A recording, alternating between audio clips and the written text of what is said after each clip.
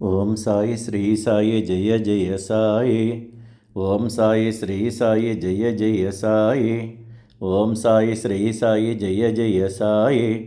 ఓం సాయి శ్రీ సాయి జయ జయ సాయి. ఓం సాయి శ్రీ ఓం శ్రీ సాయిరాం.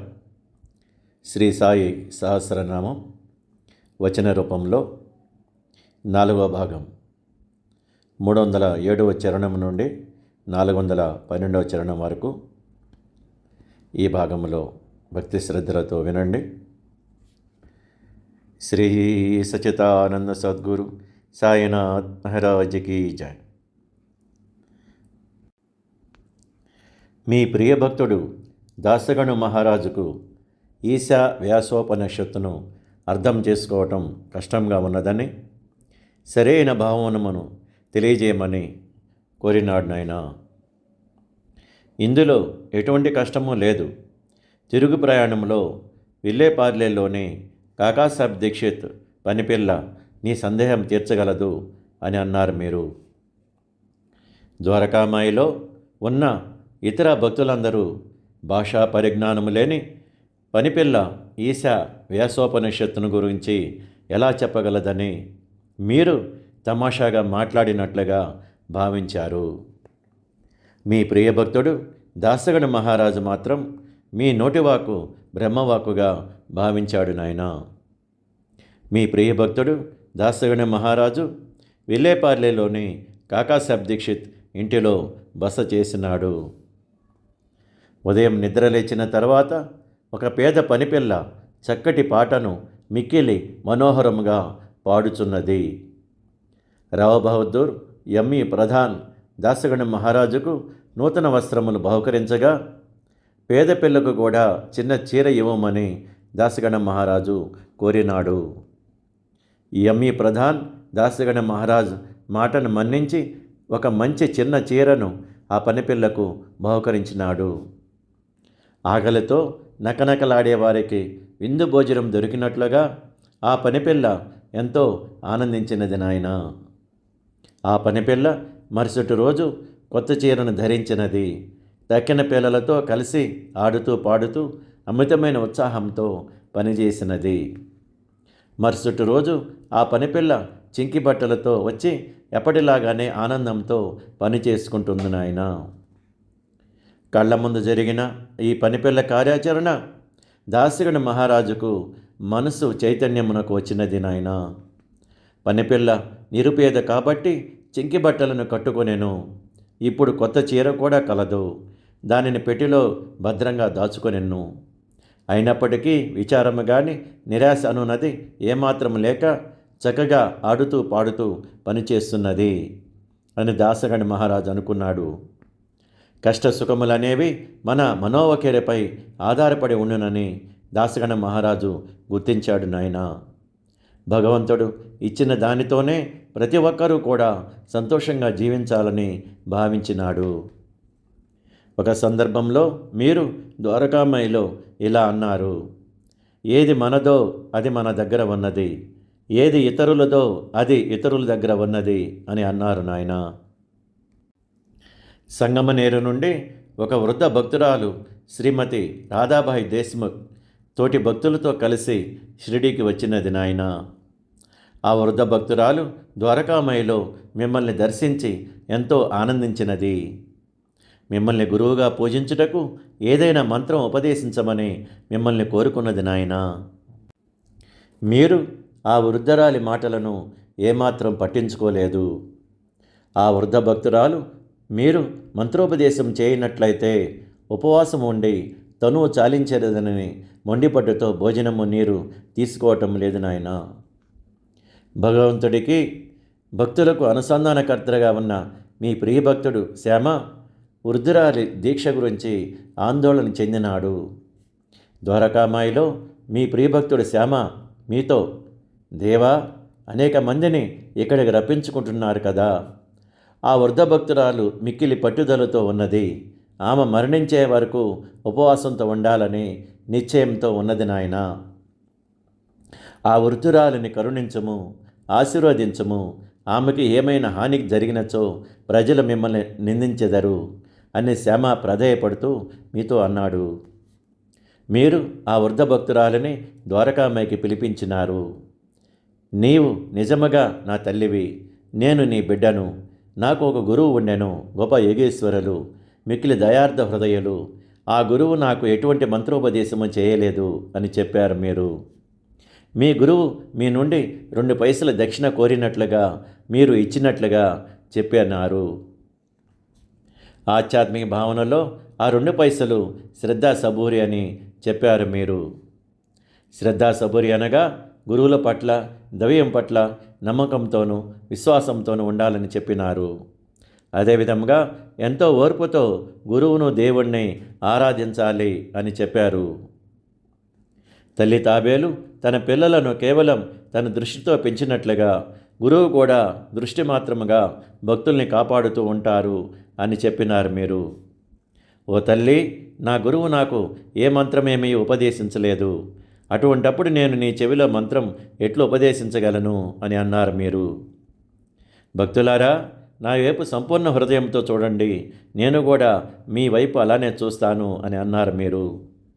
ఇంకా అర్థమయ్యే రీతిలో చెప్పాలంటే, నా ఎందెవరికి దృష్టియో వారికే నా కటాక్షము అని కూడా అన్నారు మీరు. గురువుల పట్ల ప్రేమ విశ్వాసములతో ఉండండి. గురువు మాత్రమే సర్వము చేయువాడని, కర్త అని కూడా పూర్తిగా నమ్మండి అని అన్నారు మీరు. ఎవరైతే గురువు యొక్క మహిమను, గొప్పదనమును గ్రహించెదరో, ఎవరైతే గురువుని బ్రహ్మ విష్ణు మహేశ్వర స్వరూపంగా భావించెదరో వారు ధన్యులవుతారు అని బోధించినారు మీరు. మీ ప్రియ భక్తుడు తాత్యా పాటిల్ ఒకరోజు హడావుడిగా ద్వారకామాయికి వచ్చి కోపరగామంలో జరుగు సంతకు టాంగాలో వెళ్తున్నట్లుగా మీతో చెప్పినాడు. తొందరపడవద్దు, ఊరు విడిచి బయటికి వెళ్ళవద్దు అని మీరు తాత్యా పాటిల్తో అన్నారు నాయన. తప్పనిసరిగా వెళ్ళాలనుకుంటే శ్యామాను తోడు తీసుకెళ్ళమని చెప్పినారు మీరు. తాత్యా మీ సూచనలు పట్టించుకోకుండా టాంగాలో బయలుదేరినాడు. సావిలి విహీర్ దాటిన తర్వాత ఒక గుర్రం కాలు మడతబడి టాంగా కూలబడినది. మీ మాటను విననందున తాత్యా పాటిల్ ప్రమాదం ఎదుర్కొన్నాడు నాయనా. మీ ప్రియభక్తుడు దాసగణ మహారాజు ఒకరోజు షిరిడీలో హరికథ చెప్పుటకు బయలుదేరే ముందు మీ ఆశీస్సుల కోసం ద్వారకామాయికి వచ్చాడు నాయనా. ఏమై పెండ్లు కొడక, ఇంత చక్కగా ముస్తాబై ఎక్కడికి పోవచ్చున్నావు అని మీరు దాసగణ మహారాజుతో అన్నారు.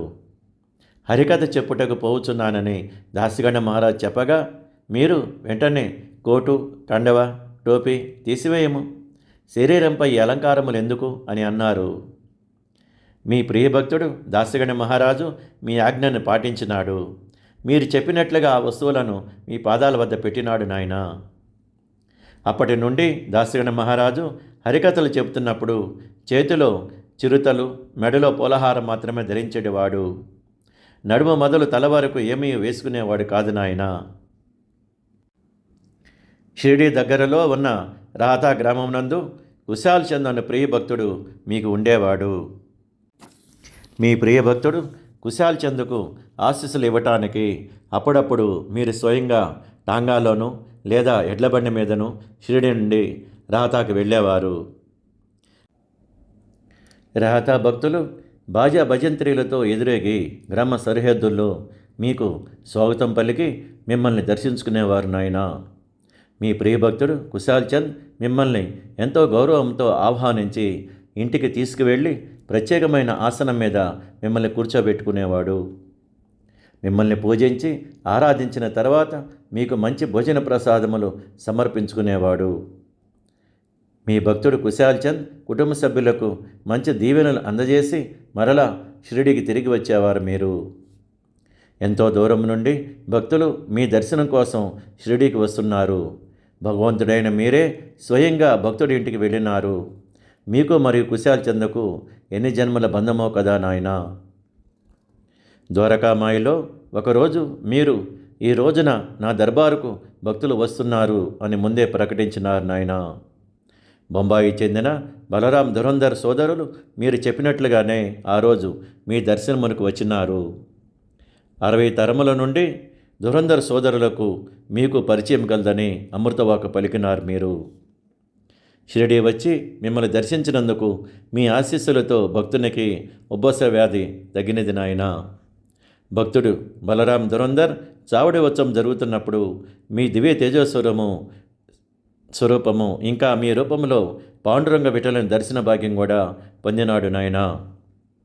మీరు భక్తుల నుండి దక్షిణ తీసుకొని చాలా వరకు దానా ధర్మం చేస్తుండేవారు. మిగిలిన దక్షిణలతో కట్టెలను కొనేవారు నాయన. మీరు ధునిలో కట్టెలు వేస్తూ నిత్యం అగ్నిదేవుణ్ణి కూడా తోడుగా ఉంచుకున్నారు.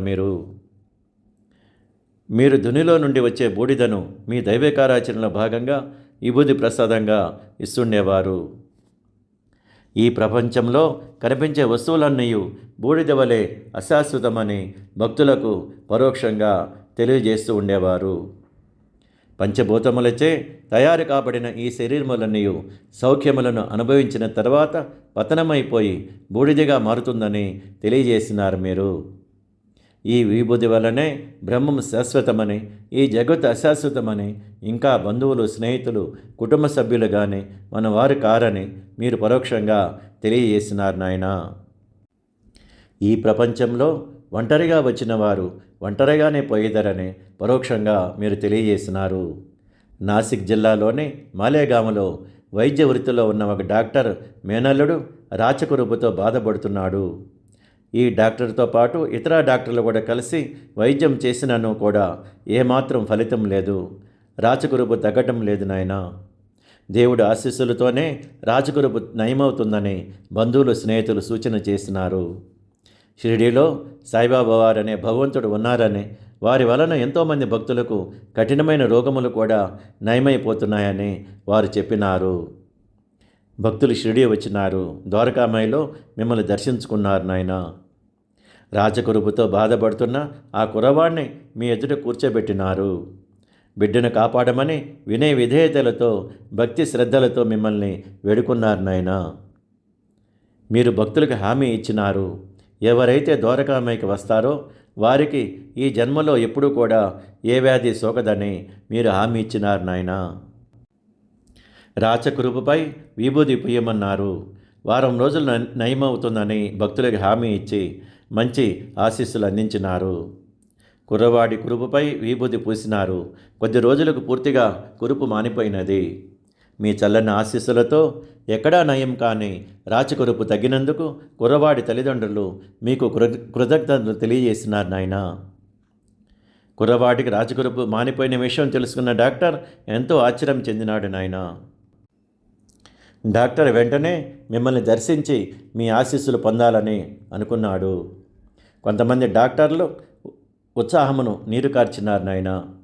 డాక్టర్ మనసు విరిగేలా మాట్లాడినారు నాయన.